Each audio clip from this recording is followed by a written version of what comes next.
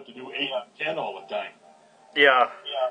Yeah, I remember seeing you a couple years ago in Greenbush. You came up to Greenbush here and did a show. We're going up there again the night before. Okay. Yeah, we're going up there again the night before Thanksgiving. Oh, okay. Cool. As always, on our 6th year in a row, bringing up our little midget Chad, but this time we're bringing up Seth is his name. Great, big, tall, handsome young lad from Minneapolis. He's going to be wrestling the big rig, the chucker, 7'1", 400 pounds. Yeah. It's kind of a big man show. We turn it around this time. We're going to bring him something different. Yeah, I mean, and that's always nice that you've been coming up here because we, around this area we need some type of entertainment like that, like pro wrestling. Well, we've changed the format, you know that. I mean, we always have midgets, or we have different kind of girls, or I even got a gal I'm kind of in the middle of training. She's about 400 pounds. She would be our giant lady. We got her, and then I have this gal named Sharon Montana who used to wrestle about 20 years ago and hasn't wrestled in about 10 years or so. But she actually would be a good hand because she knows all the old school and how to do the match the way it should be done, just that she hasn't wrestled for a long time, so we're kind of easing her in, you might say. Okay. Well, hey, you might as well get her back into her craft. It sounds like she has, she wants to get back into it. Yeah, well, you got it in this blood once. It's hard to quit, that's for sure. I see more people, even people get, they think they're going to change their lives, and they get married and they move on, and in a year or two they're divorced, and there he is, or she is, back into business again. Yeah, it seems like with most wrestlers now, unless you're a top superstar or whatever, like you're a John Cena or whatever, or somebody, it seems like most wrestlers decide to stay in the business even after they've had their glory moments. Well, like Honky Tonk Man, he's very, very popular still draws big crowds, and he enjoys doing it. So I think part of it is the health. Honky Tonk, when I bring him in, him and I actually tag team together, and it's really, really fun. We bring in, obviously, a couple of young, bad guys, you know what I mean? Yeah. And him and I tag up and wrestle the bad guys, so it's more fun than it is like a job. Yeah, well, it seems like fun. Do you guys don't have a drug policy, do you, when it comes to the independents, or do you still have one? Well, no, I think drugs I don't think drugs is a problem in my wrestling. We have, usually, not always, but a lot of times we have pretty much the same team, unless, of course, somebody has to go to a wedding, or they got to go to a funeral, or they got to do something like that. And I'm sorry, someone was typing me. Oh, that's fine. But anyway, what was I going to say? So drugs ain't a big thing. I guess the only issue we got is when the show is over, a lot of the boys like to drink a lot of beer, so I'm hauling them around in the van back home from the shows that night, and I don't like to drop them off at their cars. When they have to drive the rest of the way home, they've been drinking quite a bit. So you got to watch that a little. Other than that, we don't have trouble with that. Oh, that's good. Because I think that the whole reason why WWE started the whole drug thing was after Eddie Guerrero died, and the cause of how he died was why I believe that's why they started it. Because before that, I don't remember them ever doing that. And now you see more wrestlers getting in trouble because of doing steroids or pain pills or whatever. Well,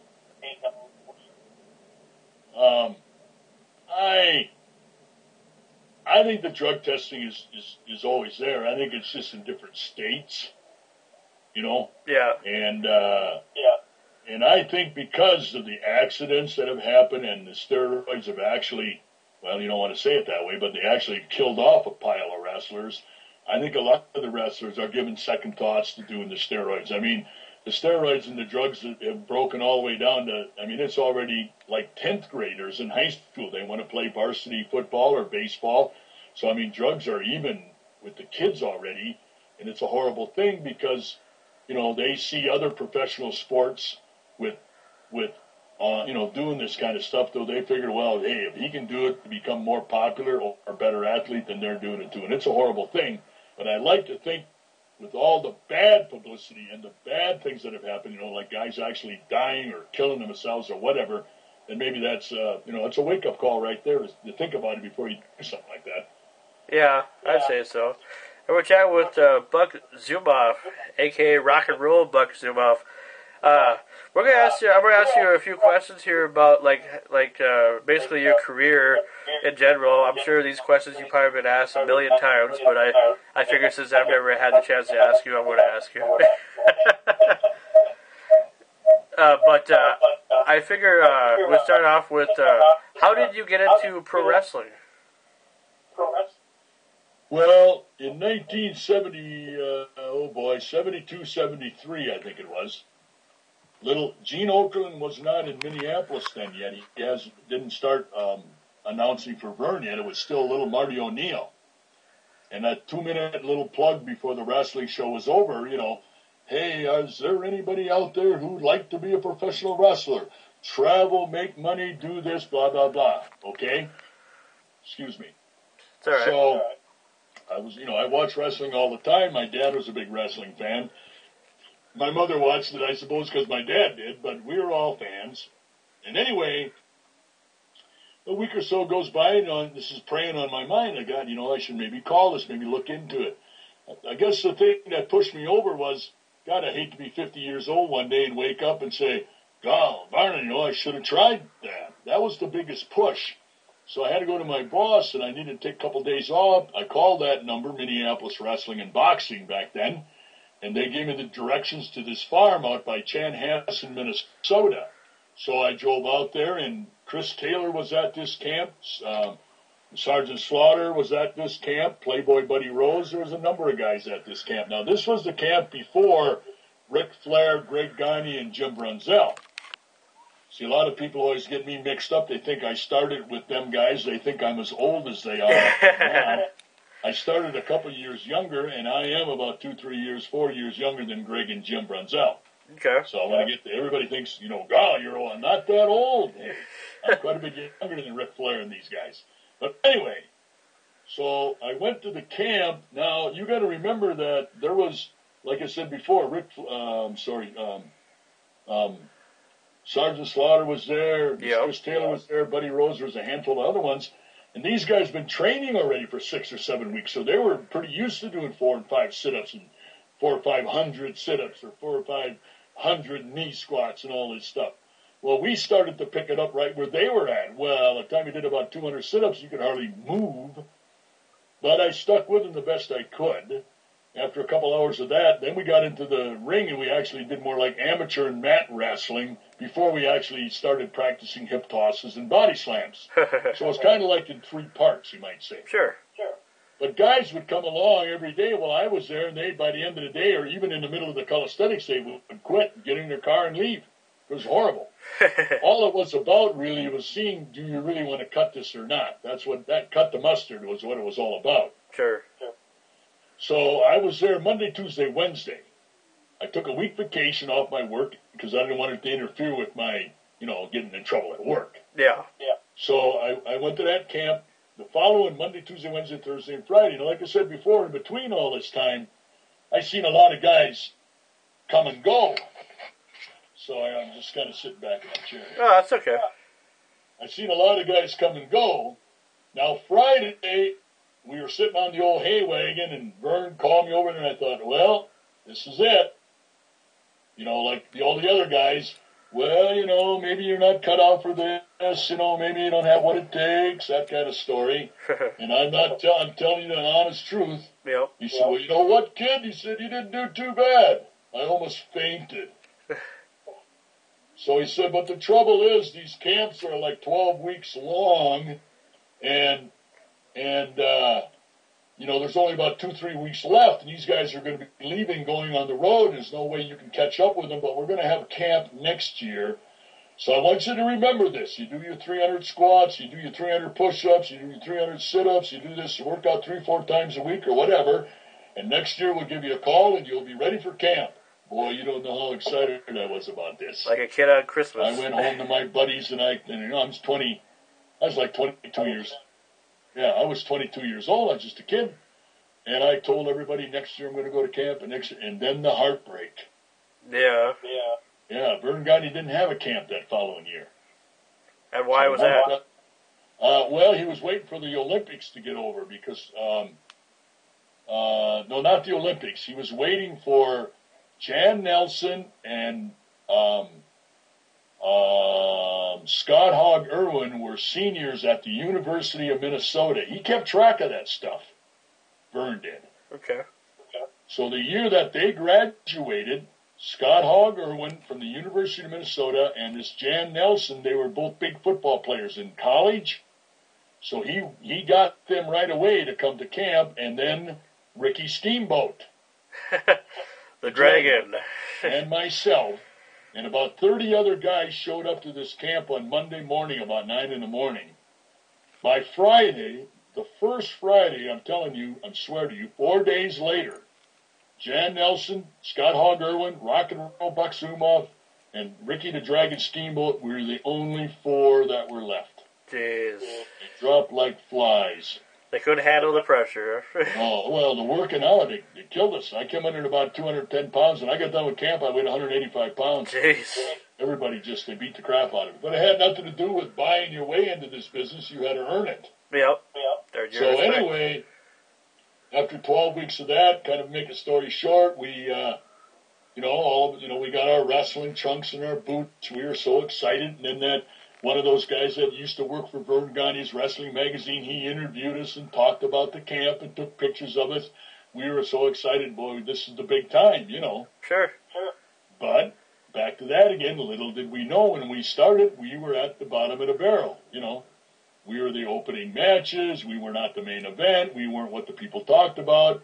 I still enjoyed it, but it was tough, and we had to drive together. We had to stay in hotels together because those big dreamy paydays, they weren't there for those first few years. You had to work your way up, What I always say about myself is I was very fortunate.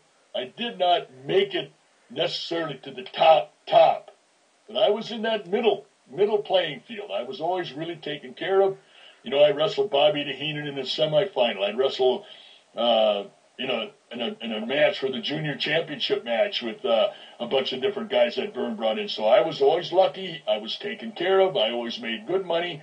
And occasionally I got to wrestle with Hulk Hogan or against Jerry Blackwell and Ed on LKC. I wrestled with Andre the Giant in the St. Paul Civic Center. I wrestled main events all over, plus now we're getting away from it a little bit, but because of Vern Gagne's wrestling, sure. Well, that's why I got to travel to Japan, and that's why I got to go to New Zealand, Australia, Hawaii, Canada, Mexico, Germany, Japan. I've been everywhere in the free world, I guess. And I got to thank AWA All-Star Wrestling for that. I never had the opportunity.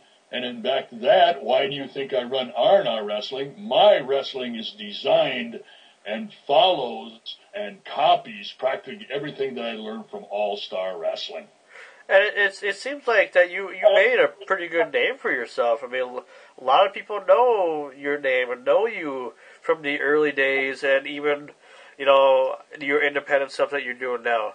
I think there's a couple things on my side. First of all is ESPN still shows reruns, so I'm on television a couple times a week on ESPN. Okay, yeah, I remember that. Second of all, are we on live right now, or are you going to broadcast this later? I'm recording it through my webcam, through my camera, my high-def camera. Okay. All right. It'll be on YouTube in November. Anyway, fantastic. Anyway, if you want to see some fun all-star wrestling and a variety of my wrestling, R&R Wrestling, it's Buck ZUMHOFE 51 YouTube. Okay. Just type in Buck ZUMHOFE 51 YouTube, and you can watch all those interviews and matches and stuff. I don't have all of them. As a matter of fact, I have a lot of them, but it's not near how many that I have. I have hundreds and hundreds of matches on VCR that need to be turned over to DVDs. I'm going to do that in a cold winter night, I suppose. For sure. I wonder why like a WWE never decided to do like a DVD on your legacy of wrestling with your AWA stuff. There is what they call a shoot interview out there someplace. You can buy it. You got to go to High Spots. Okay. Highspots.com. It's called Buck ZUMHOFE Shoot Interview. It's an interview where you kind of, you tell everybody about kind of what happened, but you got to, you can't. It's a shoot interview. I get you. Right, but I mean, you can't, there's a lot of private stuff, I suppose, that, that's nobody's business, so why bring it up? Yeah. I've seen a bunch of shoot interviews before, and they really, even some of Kevin Nash's shoot interviews, he swears like a mofo, I tell you. Yeah. Well, no, I try to, I try to keep it. I'm a Christian. I go to church. I pray. That's my slogan, Sure. I live off of a ring, R-I-N-G, and a prayer. Yep. So, how did you find the interest in working for independent organizations besides starting yourself? The old, what they say is a lot of times something bad happens, and you find yourself in a situation, well, what are you going to do? All right. So here's the bad. And on LKC, a couple other guys, they call me up and say, we want to start wrestling, and we're going to run shows every week, and we're going to run the Midwest just like Verne Gagne. Are you part of it? I said, yes, I'm part of it. So they would run 1 or 2 shows, and then it didn't draw the money they wanted, or it didn't work out, or they had an argument among themselves, and then what happened? They quit. Okay? Ken Patera ran wrestling for quite a while. I used to work for Kenny. He ran wrestling for a while, didn't pan out, didn't work the way he wanted. He quit. Steel Domain even, they're back again, but they quit for, 2-3 years, I guess. So nobody knows how long or the longevity of your company is. There's guys all over Minnesota, Wisconsin. I run opposition against like everybody, I guess. People call me from all over, when I'm in Iowa or South Dakota or North Dakota or Illinois or all over. But anyway, what it came down to is that if I want to wrestle and if I want to make money, then I have to do it myself. Sure. That's what I've done. I thank God. I thank my fans. I thank all the people, my wrestling people that work for me. We're starting year 13. I started year 2000, so we go with the years. We're starting year 13. And I'd say about the last 11 years, 10 and a half years or something, we have not had a weekend off. We are booked every weekend. We do between 130 and 140 shows a year. Am I popular? Well, I hope so. Is rock and roll wrestling popular? I hope so, because we're selling shows off of what people saw before, and we're going back to bars that we were at last year because we gave them a good time. And we made the bar a profit that evening. That's what it's kind of all about. Money and fun runs hand in hand. So, who can you say are some of the biggest names that you've been able to work with through your R&R wrestling? Well, in R&R wrestling, I brought in Brutus the Beefcake, Barber. Okay. Brought in Honky Tonk Man. I brought in Eugene. Oh, yeah, Eugene, okay. Yep, and I brought in the guy, what was his name? The guy that ate the worms. He put the worms in the Boogeyman. I brought in the Boogeyman. Mike the Hammer. Okay. What do you mean, Greg the Hammer? Sharp, or what was his name? Yeah. You said Mike the Hammer, but it's Greg the Hammer, right? Greg the Hammer. Yeah. That was Mike Sharp. That was somebody else. Greg the Hammer. Okay. And then Greg Gagne, of course. Greg Gagne, we bring in once in a while. Jim Brunzell, of course. We bring in the Clawmaster once in a while. Sheik Adnan LKC, Kenny J. the Sodbuster. So we bring in all the AWA guys, along with a few of the WWE guys. Now, the deal is that the few guys I've mentioned, we've used them more than once. So, maybe there was only 6 guys, but we use them at least 4 or 5 times in separate occasions. Sure. So that's about what we do with the big name guys, I guess. Maybe we only do about, there's 12 months, 2 shows a month maybe. So we maybe only use the big guys, or the big draws, 24, 25 times a month. Is there any big guys coming to Greenbush when you guys come over here in a month? The only one that's going to be big up there is the Big Rig. Okay, the big rig. We're gonna bring Chad up. We got it. Like I said, this Seth. He's a new guy, and he's a handsome young lad, about 6'4", thin as a rail. People love him. And I got a kid called the Rainmaker. We're bringing him in. So I got a couple new people coming up there too. Oh yeah, and our opening match is going to be AJ. This guy's name is Kurt. Kurt is a big boy. He's about 260 pounds, 6 foot tall. This AJ's about 6'2", and he's, like I said, we always bring in girls and midgets and all this other stuff. So this year we're going to bring in, Chad's going to come on up and referee and get involved, I suppose. But this is going to be a big man show. We got all big guys, big giant guys, and we're going to have fun because we're going to do a thing called flip for the coin. Okay. We're all six going to stand in the ring, and we're going to flip the coins. And finally, the ones that have the two matching tails or the two matching heads, doesn't matter who it is, that's the one you have to wrestle. Ah, okay. We don't know who we're going to wrestle. We're going to have 3 straight matches, of course, and then we're going to have a tag. We'll probably flip coins for the tag team match. That'll be the 4th match. And then the 6th match, all 6 of us big guys, including Chad, that's 7, we're all going to be in the ring for a battle royal. So sure. We got a lot of fun. We always do good up there, and we always have a good time. Now, are you pretty good friends with the guy who? Well, he doesn't run it, but he is a bartender over there at the Legion. Slim Short. Does that name? Absolutely. Slim's a good old boy. Him and I, we've been working together, boy, I don't know, for about 8 years. Probably, yeah, because it seems like you guys have been here a few times, on and off. Hello. I'm still here. I think that we were there for a year. Then we skipped a year, then we were there for a year, then we skipped a year, and then all of a sudden we hit about 4 or 5 in a row, yeah. Because people like you around here.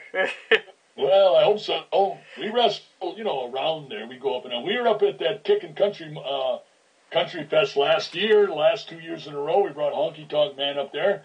I sure hope to get up on there again next year, that Kickin' Country. That's north there a little bit. Sure, yeah, Carl said, yeah. That big... Yeah, the fella, I can't think of his first name, I was going to be mad at me, with the mat tracks. Oh, Glenn Brazier. Yeah, that's it. He's a good friend.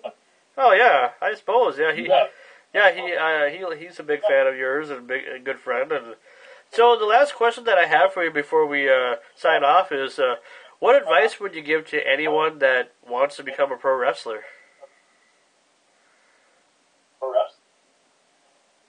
Well...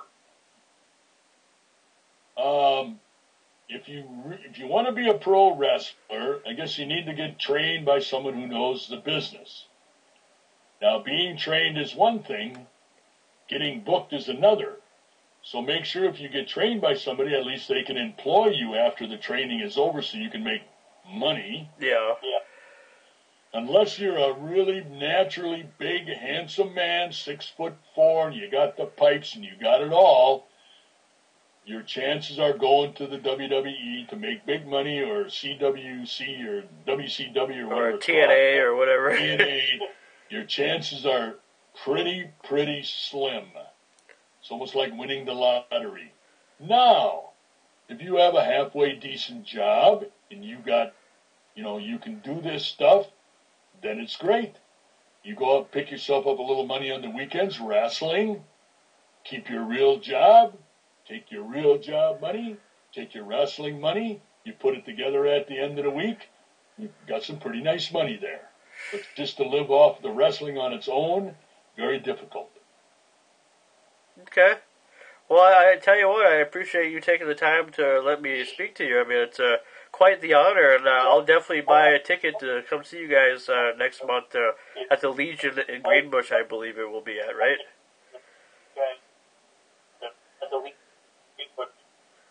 Yep, we're going to send it. As a matter of fact, I'm making the posters today. We'll send them up tonight. We're going to have, like I said, I don't exactly know the lineup. It will be fun. We're all going to go in the ring with a big old silver dollar. Then we're going to flip it, and the ones that match, they're going to wrestle, and we'll mix it all up and have lots of fun like we always do. And when the show's over, we always have a little pizza and a little beer before we go home. Oh, yeah. So, and I'm sure some autographs, too, if you want to sign some autographs for people. we bring camera along, and T-shirts and baseball caps and all of that stuff, too. Okay, well, I'll definitely have to introduce myself to you when I go down to see you guys wrestle. It'd be an honor. Sounds good. All right, Buck, thanks a lot. Rock and roll Buck ZUMHOFE. Sounds good. On the Franky Slawson Show. Thanks, Buck. Have a good day.